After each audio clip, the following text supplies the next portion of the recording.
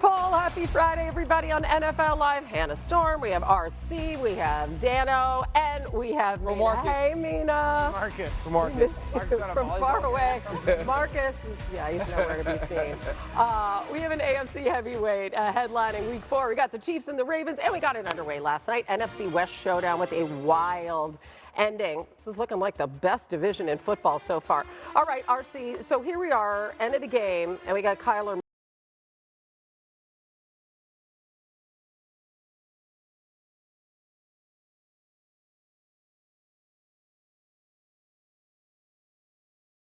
Before he's ready for it, Michael Wilson just sticks that hand out there, and then the check down to the back, and all of a sudden, no life went to a tie football game by the Arizona Crazy, Cardinals. right? It's tied at 20.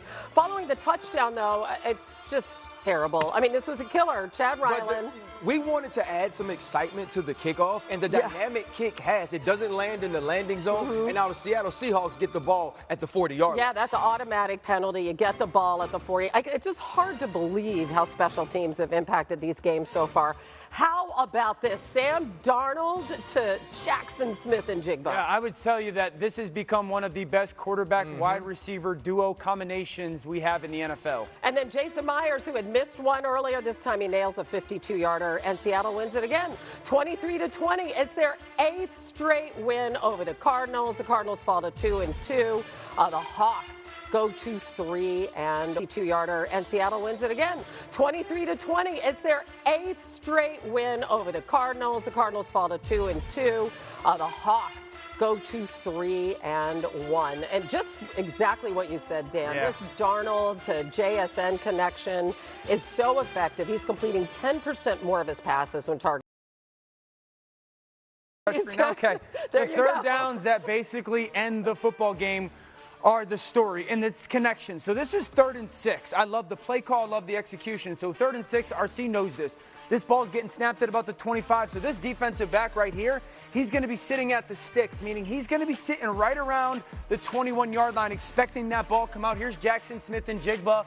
They often spray release and run these curl routes, right? So that corner's just going to be sitting there waiting for it. Watch as Jackson Smith and Jigba sprints off the ball, and then when he gets to that 6 yards, what's he do? He stops his feet, right? Like right now, he squats down, gives a little peek back to the quarterback, selling, here comes that curl route. I'm going right past that down and distance marker, and I want to get the conversion. No, it's a double move.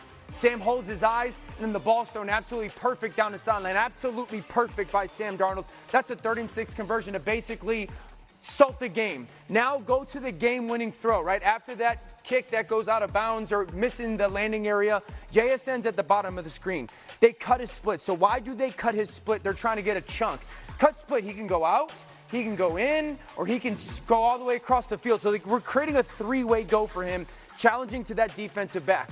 I love a couple things about this. JSN widens on the release. So right now, he's kind of telling that corner, I'm creating space for myself. Sam holds his eyes just for a second to see that safety, and JSN's going to go vertical. But the decision has to get made. Like right now, you can see JSN peek that safety, like where are you, right? And he's trying to peek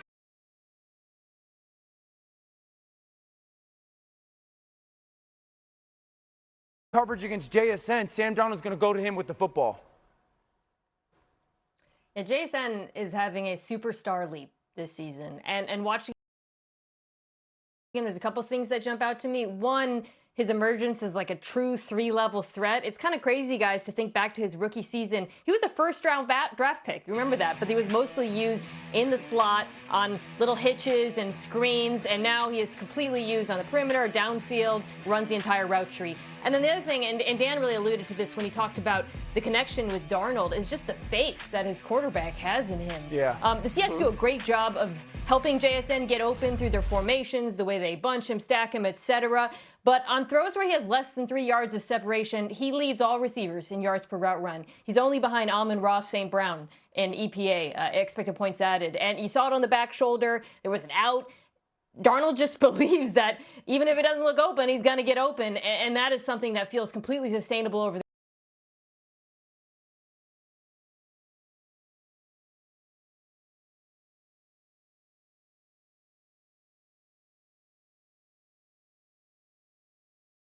night or by the nation because of the way the game ended, right? Marvin Harrison Jr. making some plays late, Kyler Murray with an awesome comeback, but Kyler Murray was under duress the entire night. This front four has absolutely gotten after the quarterback, starting with Byron Murphy and Leonard Williams, and last night, Nwosu putting pressure on Kyler Murray. And when I look at this safety duo of Kobe Bryant and Julian Love, to me, they're the new Micah Hyde and Jordan Poyer. They're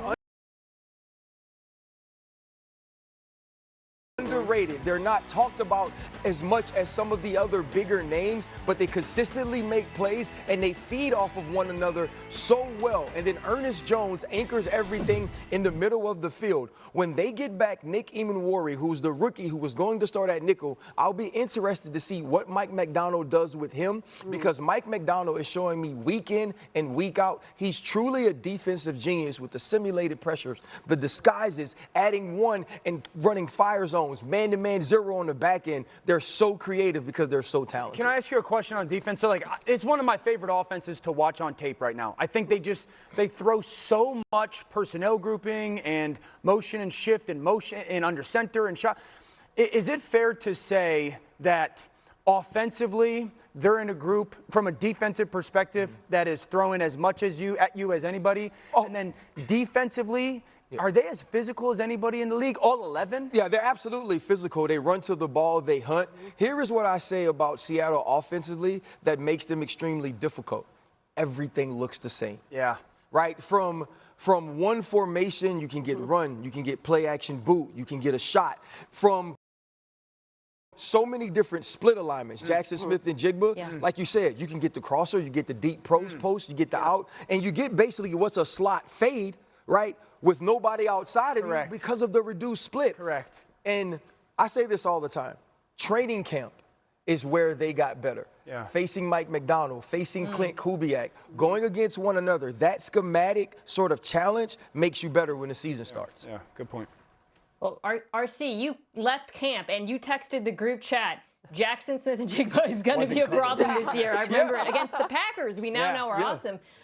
Speaking of texting, Dan and I were going back and forth between the game because the Seahawks were leaning so hard into their two tight end sets. And if you're a Cardinals fan and you're watching, hey, why are the Seahawks tight ends constantly being defended by linebackers 20 yards down the field? It's because they were running out of 12 personnel. The Cardinals were matching it with base.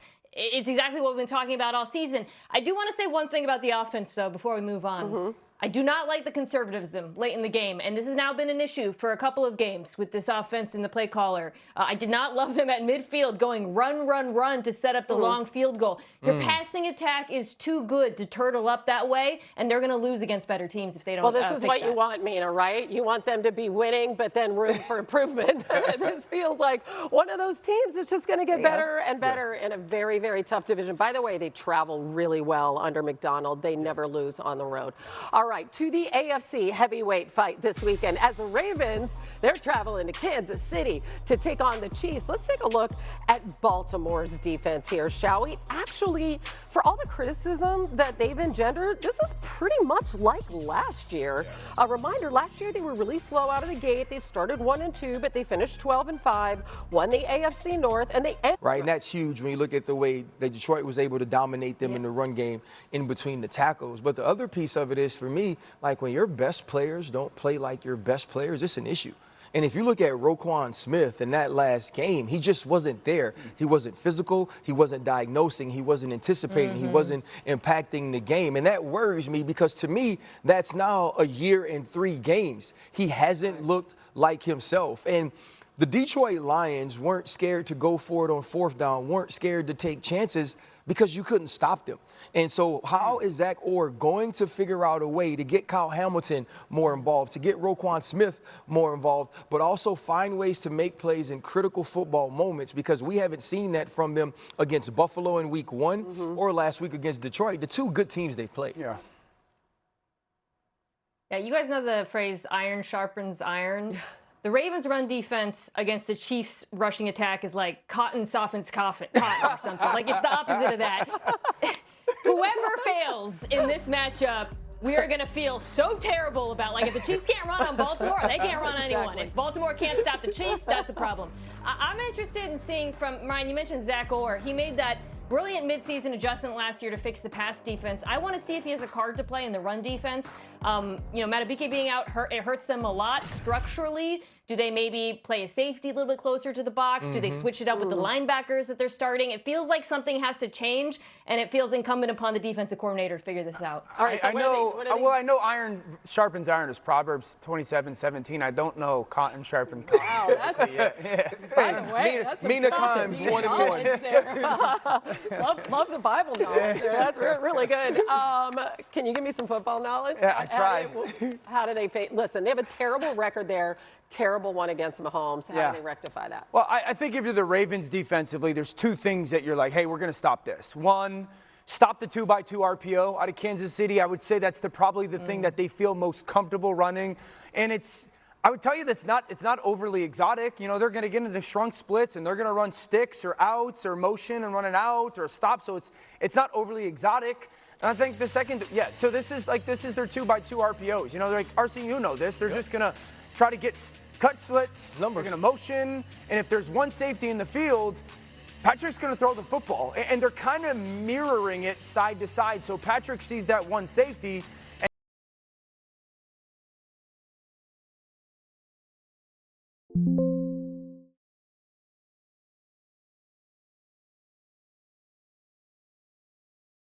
You know, easier said than done, so the discipline of the pass rush, but there's nothing right now that I sit there in Kansas City's offense and be like, whew, you don't stop this, you're going to get beat. Although, wait, we got some good news in.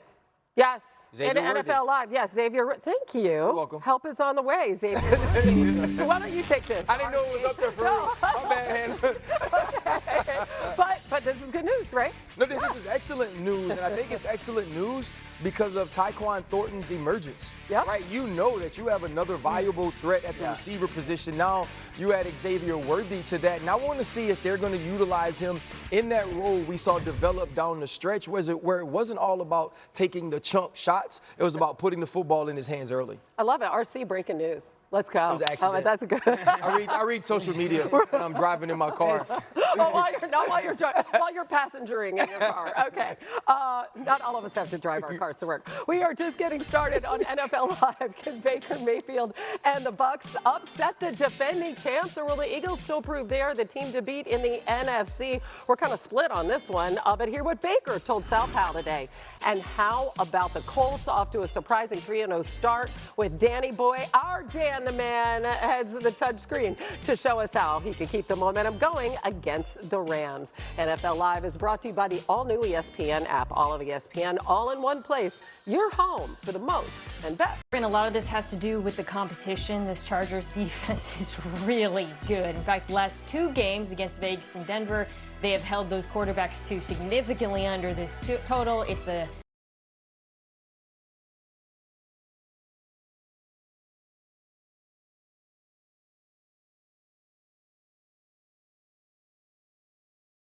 I'm going to go with Omari and Hampton for my anytime touchdown. Speaking of people gaining momentum, I talked about Johnson. Hampton is coming off of his best start, of the season, and he did have a rushing touchdown last week. He is now the unquestioned bell cow back in this running back room in Los Angeles. So give me some continued improvement and give me Hampton scoring when he gets a chance.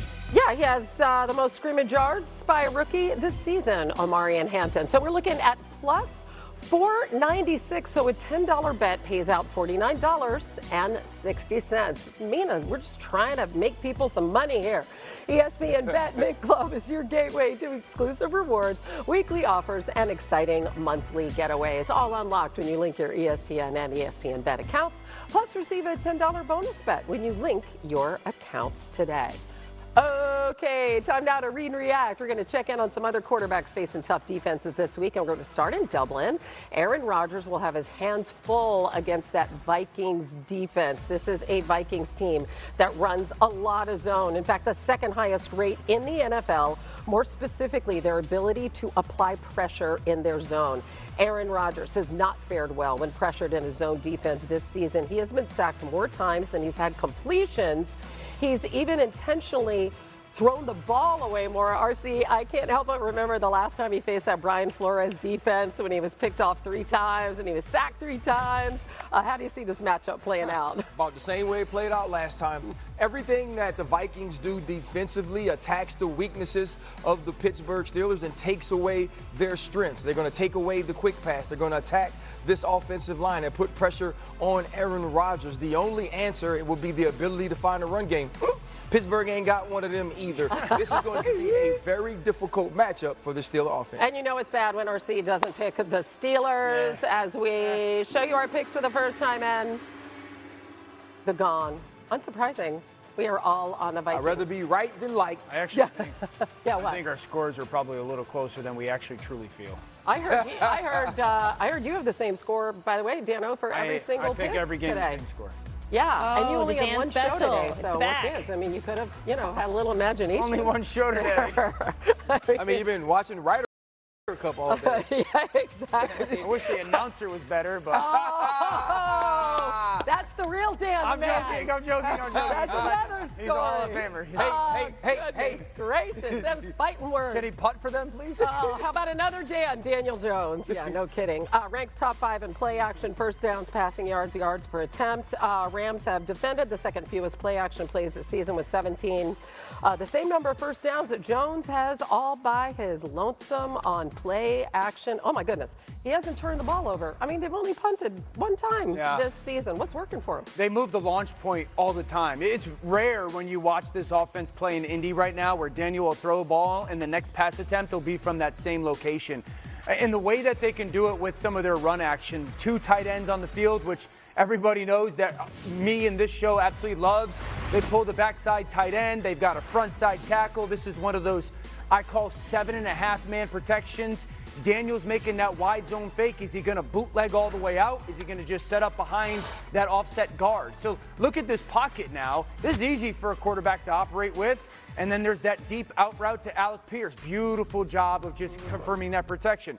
Relatively similar set, but now those tight ends are up top and you motion one in. Now we're going to get that action again. Last time Daniel Jones made this fake, he set up right behind that backside guard, right? This time they bluffed the defensive end with Tyler Warren, and it's that naked bootleg or keeper action. He's not setting up in the same place. As a defense, you're constantly getting these different looks of, well, where is Daniel Jones going to be? 4x1. Usually you don't really move the pocket in this situation, right? Wrong. Pin with that outside tight end. Here's that ball fake. Now it looks like that bootleg that we just saw, except he would go to the bottom of the screen, but this time he sets up outside the tackle to throw what looks to be a corner post for a huge chunk to Josh Downs. His athleticism is being utilized, the way that they're moving the launch point, and then when they get into these short yardage or red zone situations, quarterback run is up for this offense, and it's not something that they rely on. It's just situationally. I love when offenses change where the quarterback throws the football from because then the defense doesn't know. Beautiful job by Shane Steichen and their offense. And you got Jonathan Taylor. He's leading the NFL in scrimmage yards. We did, though, see that Rams defense, Mina, they picked up Saquon early. They did a nice job on him last week. How can they slow down Indy? Yeah. So the Colts offense is like top 5 in everything right now, except one area. Converting 3rd and longs, they're 26th in the NFL. Problem for opposing defenses, they almost never get into 3rd and long because they're so good at the play action passing attack, the misdirection that Dan laid out, and then running the football with Jonathan Taylor. I think for the LA Rams, this is all about winning on those early downs. It's about run defense. It's about being prepared for play action. You put Daniel Jones' numbers on play action in the beginning. Because if they can get to 3rd and long, then that terrifying pass rush led by Jared Verse can tee off. But they got to get there against this team. All right, let's take a look at our picks, and I am doing a public service. We are avoiding the gong. Way to be a dog. I'm going with the Colts on the road. Way to be a I think dog. they could get it done. I'm not I mean, crazy, if the right? Colts go on the road and win. Teammate. Also, too, who screenshots these things and holds on to them? Everyone? Like, how does that happen? all the time? Well, when we all pick against somebody and they win, it all ends up on social media. I think there's an app that you can like notify or set where like screenshots get taken of I don't TV think so. or I don't tweets. know. Or maybe people just point their camera and do that.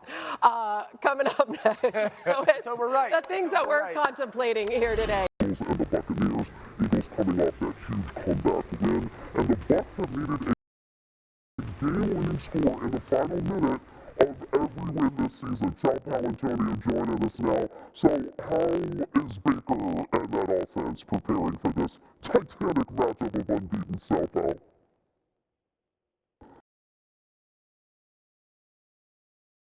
Yeah, and Baker Mayfield has provided all the heroics, all the pyrotechnics in these 3 comeback wins. Remember, he hasn't practiced much this week, has a painful bicep injury in his right arm, his throwing arm that has kept him out of practice. I watched him on the practice field today. He looked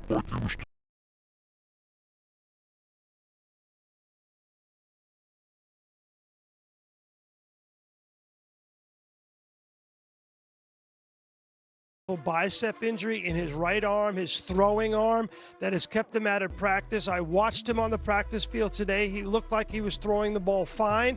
Head coach Todd Bowles told me that Baker Mayfield will be ready to go on Sunday. He wouldn't miss this game for the world.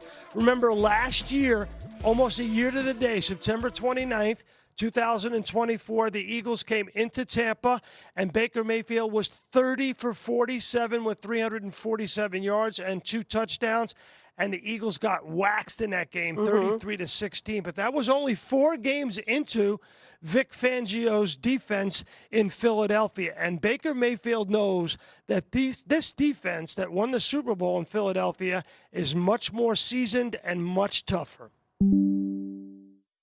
Guys up front, we got to take care of them. So whether it's getting the ball out quick, making them run, obviously we have the advantage here in Tampa with the heat. So trying to tire those guys out, knowing that early in the game, probably not able to take a lot of shots. You hold on the ball an extra tick, they're going to be there. So he does a great job coaching those guys up on the details and the safeties playing from top down. There's not a whole lot of stuff over the top of them. So the Eagles came down a day early to get acclimated to the heat. Unless they're going to have a full-fledged practice, that ain't going to happen.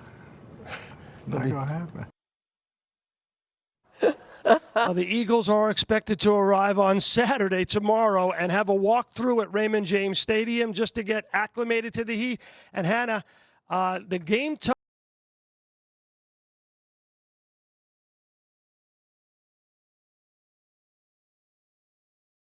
Eagles.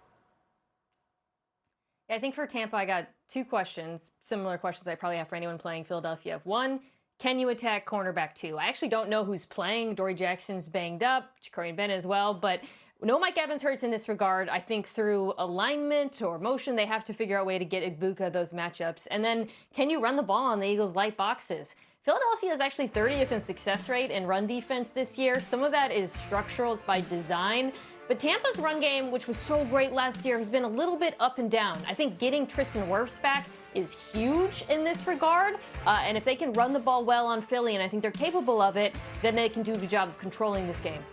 Yeah, and listen, if we go to the other side of the ball, and when we consider, I talked about it being a matchup, Jalen Hurts is only 1-4 against the Eagles. So take us through that Todd Bowles defense, and I love what he told Sal Pal, by the way. Hey, listen, the Eagles are the big bad wolf of the NFC, but Todd Bowles has managed to huff and puff and blow their house down with pressure from the defensive side. Yeah, and if you don't run the football well on early downs against this defense and you get into third and obvious passing situations, that's when all these different kinds of fire zone pressures are going to come from the defense. Also, right now, Dan, let's highlight Vita Vea. Yes, every time. And just in case somebody wants to pay attention, when Vita's standing like this, he's going that way. Antennas up, antennas up. Now, what you're going to get from the defense is this. You're going to get pressure here, and then Vita Vea is actually going to be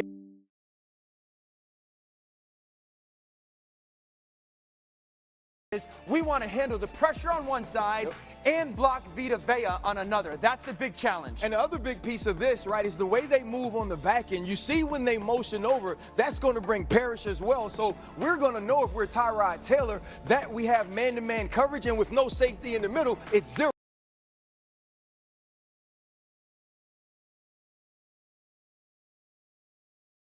If you can hit the ball in the middle of the field. Now, Tyrod Taylor fits that ball in there. but that's a dangerous throw. Yeah, and if you run it back, what you want is you want Tyrod Taylor to feel like he has Garrett Wilson inside because they're playing top coverage, which means the low defender's going to take the guy that's off the football because you're expecting the short route. He's expecting that he gets this help from the line of scrimmage to be in the throwing lane. Exactly. This is a dangerous situation for a quarterback. You get it off, but it's something to pay attention to. Now another opportunity for pressure. We said every time it's going to come where? Opposite Vita Vea. Vita Vea is going to go there. We're going to get pressure there, pressure here. We're going to get a dropper. Last time it was all-out man coverage. This is what we call cover 33, meaning there's 3 deep, 1, 2, 3, and then 3 defenders underneath. All right, so these 3 defenders underneath are going to relate to both number 2s, right? So we have a number 2 here, and we're going to have a number 2 to the bottom, and the 3 receiver hook. The 3 receiver hook guy here, he wants to receive anything that's going across the middle of the field. And this is dangerous because as an offense,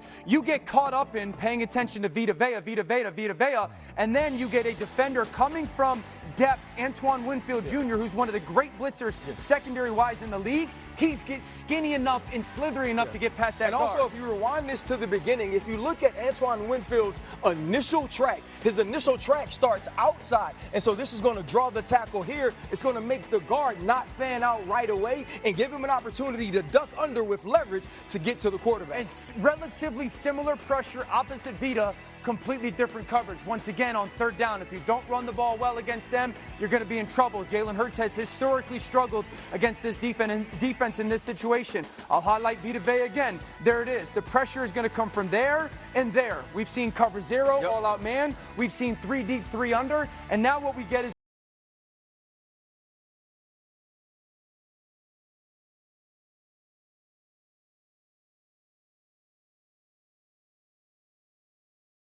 once we lose this man here, they actually slide the underneath coverage the wrong way. We should be stepping here with the underneath coverage. This ball should be out right now if you're Tyrod Taylor. And we also have to understand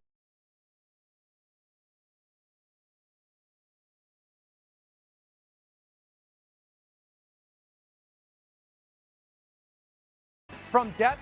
If the Eagles struggle to run the football, I think this Tampa Bay defense, pressure-wise, can have some success. Hey, I tell you what, Sal Powell said it's going to be 105 degrees on the field. It could get even hotter if these blitzes start getting home. Oh, so good. Yeah. Well done. Look at that Foreshadow Friday. I love it. Okay, we're going to gong. We're all on the same page. Where is it? Really? There it is. Yeah, for everything that we just said about the Buccaneers. I think if the Bucs were healthy, I'd feel a little bit better. But I don't know. I mean, they've barely beaten these kind of not great teams. Okay, so moving on to Dallas. The schedule makers didn't even know how juicy this was going to be when they put the Packers and the Cowboys in prime time. Homecoming for Micah Parsons. They missed him. Their secondaries allowed the most deep balls this season. Lack of a pass rush without Micah has not held Dallas tied for 27th in sacks, 25th in pass rush win rates. And in the 4 seasons with Micah, they ranked 2nd in the NFL in sacks and 1st in pass rush win rate, which is super hard to say, so you have to say it slowly. How's Micah? Mitigate and calibrate and maneuver. Okay. When you're a hunter, you just go hunt. When you see red, you try to find it. If a shark's in the water and he sees the chum, he ain't going the other way. That's what Micah Parsons has to do. The great thing about playing defense, the great thing about football is if I have an anger or if I have a feeling, I get to express it with my physicality. For Micah Parsons, it's going to be play the run first and then get to the quarterback, and that's exactly what we'll see. By the way, they would come in hot and angry even if it wasn't for Micah Parsons because of the way that they lost last week, that Jordan Love interception, Mina. So what do you want to see from the Packers against that struggling Cowboys defense? I'd like to see some offensive balance. I have no doubt that they can shred them through the air like everybody shreds Dallas through the air. Play-action passing attack should be really effective. But this Green Bay Packers run game has been sneaky terrible this season. Bottom 5 in just about every metric. The one that really jumps out to me, though, is their 27th yards before contact per carry. On so many of these runs, Josh Jacobs, as you see here, just doesn't even have a chance. And a lot of that has to do with the injuries on the offensive line. But I've got good news. You're playing the Dallas Cowboys. So I'd like to see the run game improve in some way to give me confidence that they can be more balanced as the year goes on. Yeah, the 3 things I want out of this offense. 1, less obvious outs. We've seen the motion when you go and it's a 6-yard out route. We've seen it enough. Do something different. 2, more 12 personnel play action. I don't think they've gotten to that enough this year.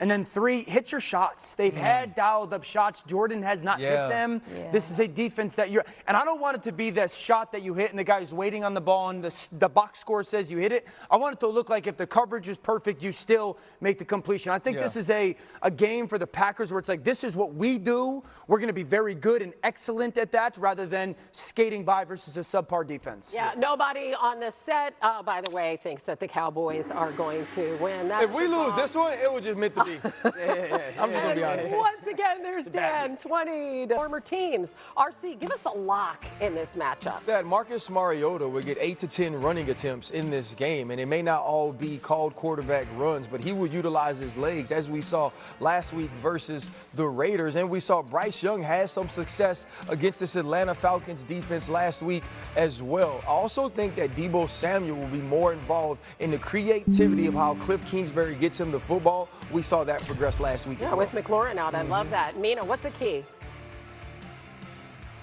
I think if Washington wants to pull this off again like they did last week, they got to do what they did last week, which is get after the quarterback. This pass rush through the early part of the season has really impressed me, surprisingly so. I think Dorrance Armstrong has been excellent as part of the 4-man rush. Love it when they blitz Bobby Wagner. And Michael Penix Jr. has really struggled under pressure this year, sub 50% completion percentage when pressured. So for me, that's the key for Washington. By the way, Falcons are really trying. I mean, they fired their wide receiver coach this week. They're taking their OC, Zach Robinson. They're moving him from the coaching box. The Falcons are really trying. Well, I mean, you get shut out. You know, what are you going to do? Come on down to the field and call plays. They trying, y'all. Like, they're doing the best they can. We're split. I mean, RC and I are on the Commanders. Right? And there you go. Yeah. Okay. And I took the Falcons. I'm pretty sure everyone in Atlanta hates me. Yeah, at 20-17. There you go. Yeah. It is time now for AI-generated fantasy insights provided by IBM. How about Bijan Robinson? He's number 2 on Watson X's boom list for week 4, meaning he's projected to exceed expectations this week. AI has Robinson with a high projection, 21.5 fantasy points. The only running back projected higher, Jahmyr Gibbs, with 0.3 of a point more than Robinson. All right, still ahead. Here